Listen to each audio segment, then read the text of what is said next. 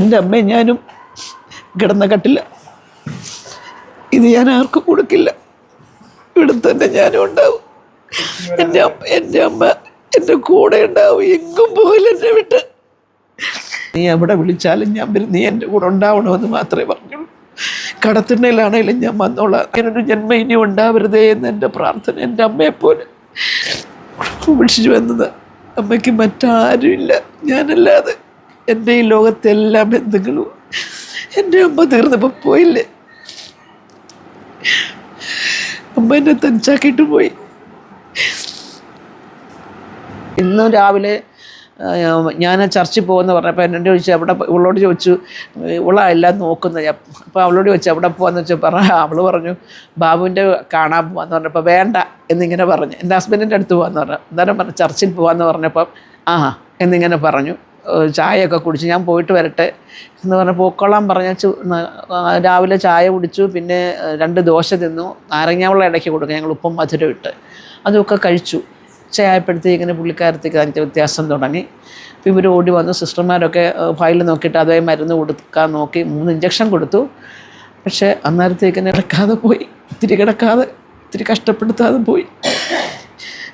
ഒത്തിരി എഴുന്നേറ്റിരിക്കാനൊന്നും വയ്യാത്തത് കൊണ്ട് ഭയങ്കര ബുദ്ധിമുട്ടാണ്. ഞങ്ങൾ രണ്ടും കൂടെ താങ്ങിയൊക്കെ ഇരുത്തുമായിരുന്നു. പക്ഷേ ഇരിക്കുമ്പോഴും ഇങ്ങനെ നെഞ്ചത്തോട് ചാരി ഇരിക്കുമ്പോഴും കിടക്കണം എന്ന് പറഞ്ഞ് ബഹളം ഉണ്ടാക്കുമായിരുന്നു. ഒത്തിരി കഷ്ടപ്പെട്ടു. ഈ ലോകത്തൊരു സ്ത്രീയും ഇങ്ങനെ കഷ്ടപ്പെടരുത്, ഇങ്ങനൊരു ജന്മം ഇനി ഉണ്ടാവരുതേ എന്ന് എൻ്റെ പ്രാർത്ഥന. എൻ്റെ അമ്മയെപ്പോലെ കഷ്ടപ്പെട്ട ഒരു സ്ത്രീകളും ഉണ്ടാവില്ല. ഒരു മോളാണ്. അപ്പം അമ്മ പ്രായമായപ്പോൾ അമ്മയ്ക്ക് ഞാൻ 24 മണിക്കൂറും കൂടെ നിൽക്കണം എന്നൊരു ഇതുണ്ടായിരുന്നു അമ്മയ്ക്ക്. അപ്പോൾ അതൊക്കെ പിന്നീട് ഡോക്ടറാണ് പറയുന്നത്, ചേച്ചി പ്രായമാകുമ്പോൾ അമ്മയ്ക്ക് അങ്ങനെ ഒരു തോന്നലാണ്. കാരണം ചേച്ചി ഒറ്റ മോളാണ്, ആണും പെണ്ണുമായിട്ട് ഒന്നേ ഉള്ളൂ. അപ്പോൾ അത് അമ്മയ്ക്ക് തോന്നും. ചേച്ചി ആരോട് കൂടുതൽ എളുപ്പം കാണിച്ചാൽ അമ്മയ്ക്ക് ദേഷ്യം തോന്നും. അങ്ങനെയൊക്കെയുള്ള വീട്ടിൽ കൊച്ചു പ്രശ്നങ്ങളാണ്. പക്ഷേ അതാരും സഹിക്കാൻ തയ്യാറല്ലായിരുന്നു. ഞാനും അവസാനം എനിക്കും ഡിപ്രഷനെ പോലെ ആയിപ്പോയി. ഞാനും അങ്ങനെ അത്ര മാനസികാവസ്ഥയിലായി. അവസാനം ഞാൻ ചോദിച്ചു നമുക്കിവിടെ എവിടെയെങ്കിലും പോകാമെന്ന് പറഞ്ഞപ്പോൾ നീ എവിടെ വിളിച്ചാലും ഞാൻ വരും. നീ എൻ്റെ കൂടെ ഉണ്ടാവണമെന്ന് മാത്രമേ പറഞ്ഞുള്ളൂ. കടത്തിണ്ണയിലാണേലും ഞാൻ വന്നോളാം. അങ്ങനെ ഞാൻ പോരുന്നതാണ്. ഇവിടെ കഷ്ടപ്പാട് ഞാനത് ഓർക്കുമായിരുന്നു. തലയിൽ നെല്ലും പുല്ലും മാറിയൊരു സമയം എൻ്റെ അമ്മയ്ക്കുണ്ടായിട്ടില്ല.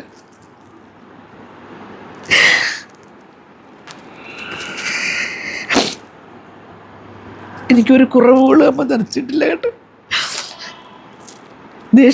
ദേഷ്യമേ ഉണ്ടായിട്ടുള്ളൂ എന്നോട് ആണെങ്കിൽ പോലും. പക്ഷെ ഞാനല്ലാതെ ഒരു ചിന്തയും അവരുടെ മനസ്സിലില്ലായിരുന്നു. അമ്മയ്ക്ക് ഈ അഭിനയമൊന്നുമില്ല. അച്ഛൻ നടനായിരുന്നു. അപ്പോൾ നാടകത്തിനൊക്കെ വിടുമ്പോഴത്തേക്കന്നെ അമ്മ പറയുന്നത് വേണ്ട പിഴച്ചു പോവും, അങ്ങനെയാണ്, നിങ്ങളെപ്പോലൊന്നും ആയിരിക്കില്ല പെൺപിള്ളേർ, അങ്ങനെ ഇങ്ങനെന്നൊക്കെ പറയുമായിരുന്നു. വേണ്ടെന്ന് പറയുമായിരുന്നു. പിന്നെ ഞാൻ എന്തിനും പ്രതികരിക്കാൻ പറയുന്നു. അത് നടിയായതുകൊണ്ടാണ് പ്രതികരിക്കുന്നത്, പെട്ടെന്ന് അപ്പനെ പോലെ പ്രതികരിക്കുന്നത് എന്ന് പറയുമായിരുന്നു. ഇനിയിപ്പോൾ ഭക്ഷണം കഴിക്കാനും വാശി പിടിക്കാനും ഒന്നും ആരുമില്ല.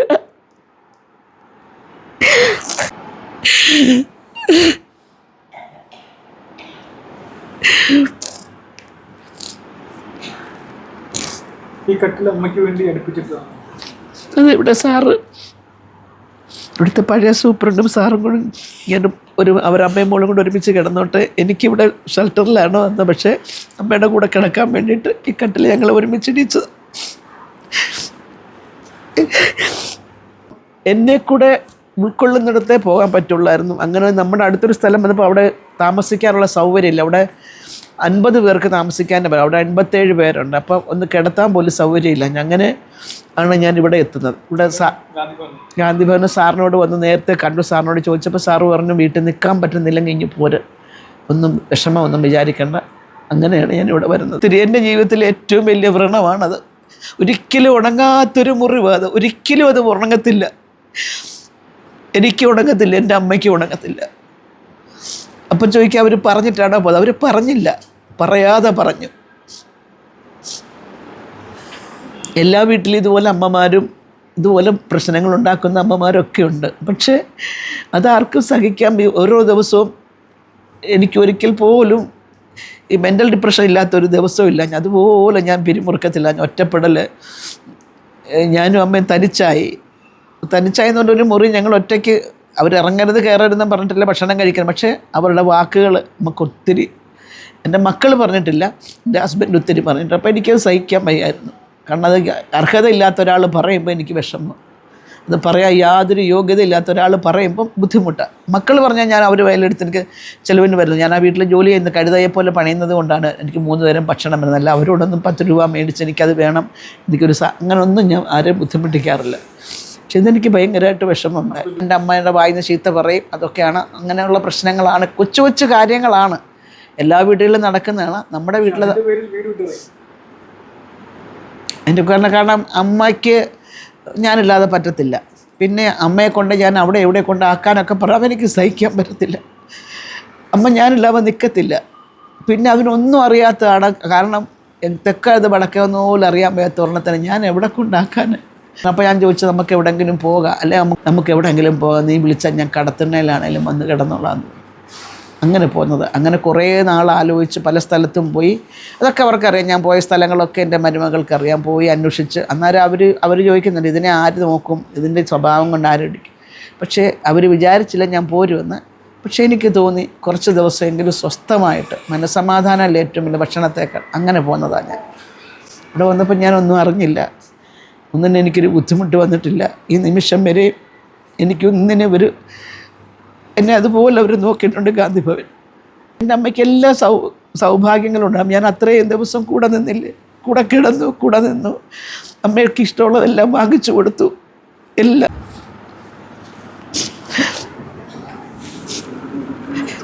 ഞങ്ങൾ കൂടപ്പിറപ്പുകളെ പോലെയായിരുന്നു. വഴക്കിടും അവളോട്. ഞാൻ എന്തെങ്കിലും വെറുതെ ദേഷ്യപ്പെടും. അമ്മ ഉപദേശത്തിന് അമ്മ അവളെല്ലാം അമ്മയുടെ ഇഷ്ടത്തിന് നിൽക്കുമ്പോൾ ഞാൻ വഴക്കുണ്ടാക്കും, നീ അമ്മ ചീത്തയാക്കുന്നെന്ന് പറയുമായിരുന്നു. ഇത് എൻ്റെ അമ്മയും ഞാനും കിടന്ന കട്ടില്ല, ഇത് ഞാൻ ആർക്കും കൊടുക്കില്ല, ഇവിടെ തന്നെ ഞാനും ഉണ്ടാവും. എൻ്റെ അമ്മ എൻ്റെ കൂടെ ഉണ്ടാവും, എങ്ങും പോകില്ല എന്നെ വിട്ട്. എൻ്റെ അമ്മയ്ക്ക് ഒരിടത്ത് എന്നെ ഇട്ടിട്ട് പോകാനൊക്കത്തില്ല. അടക്കം കഴിഞ്ഞ് അവരുടെ ചടങ്ങുകളുണ്ടെങ്കിൽ അത്ര ദിവസം ഞാൻ നിൽക്കണമല്ലോ എന്ന് വെച്ച് പോരും, ഇട്ട് പോരും. എന്നാലും 5-6 ദിവസം കഴിയുമ്പോൾ ഞാൻ അവിടെ എത്തും. അമ്മയ്ക്കില്ലാത്തത് അമ്മ ഉണ്ടാക്കിയിട്ട് അമ്മയ്ക്ക് കഴിയാൻ പറ്റില്ല. പിന്നെ ഇനി അങ്ങനെ എനിക്കറിയത്തില്ല എത്രമാത്രം നമ്മൾ അങ്ങനെ പോകാൻ പറ്റത്തില്ല. കാരണം എനിക്ക് ഓരോ ദിവസം, അമ്മയ്ക്ക് രോഗങ്ങളൊന്നുമില്ല, എനിക്കിപ്പോഴേ ഒരുപാട് അസുഖങ്ങളൊക്കെ ഉണ്ട്. അപ്പോൾ ഓരോ ദിവസം കഴിഞ്ഞിട്ട് വയസ്സ് കൂടുക. അപ്പോൾ നമുക്ക് വരുന്ന അവസ്ഥയിൽ ആരും നോക്കും? അപ്പോഴും ഗാന്ധിഭവനെ ഉണ്ടാവുന്നുണ്ടെങ്കിൽ പിന്നെ നേരത്തെ വന്നുകൂടെ? എപ്പോഴായാലും ഗാന്ധിഭവനിലായിരിക്കും എൻ്റെ അവസാനം. അത് ഗാന്ധിഭവനുള്ളിടത്തോളം കാലം. പിന്നെ എനിക്കറിഞ്ഞൂടെ, ബാക്കിയെല്ലാം ദൈവത്തിന് വിട്ടുകൊടുത്തിരിക്കുകയാണ്. കാരണം ഞാൻ ഒരിക്കലും പ്രതീക്ഷിച്ചല്ല ഇവിടെ വന്ന് കിടക്കുമെന്നോ ഇങ്ങനെ സംഭവിക്കുന്ന ഒരിക്കലും നമ്മൾ പ്രതീക്ഷിക്കുന്നതല്ല. കാരണം ഞാൻ എൻ്റെ അമ്മ അതൊന്നും കഷ്ടപ്പെട്ട ആൾക്കാരല്ല, അതുപോലെ കഷ്ടപ്പെട്ടതാണ്. പക്ഷേ നമുക്ക് ഫലം അങ്ങനെ ആയിരുന്നെങ്കിൽ പിന്നെ ഞാനൊരു സന്തോഷം കാണാം. ഇത്രയേ ഉള്ളൂ ജീവിതം, ഇതാണ് ജീവിതം എന്ന് എന്നെ പഠിപ്പിച്ചു. ഇവിടെ വന്നു കഴിഞ്ഞപ്പോൾ എനിക്ക് തോന്നി, പല അമ്മമാരുടെയും കഥകൾ കേട്ടപ്പോൾ എനിക്കൊന്നുമില്ല എന്ന് തോന്നി. എൻ്റെ അമ്മ എൻ്റെ കൂടെ ഉണ്ട്, അമ്മയുടെ കൂടെ ഞാനും ഉണ്ട്.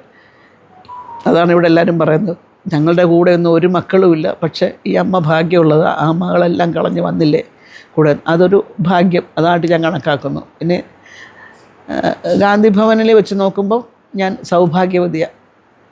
ഗാന്ധിഭവനോട് എന്നെ ചേർത്ത് നിർത്തിയതിന്, ഈ നിമിഷം വരെ ചേർത്ത് നിർത്തി.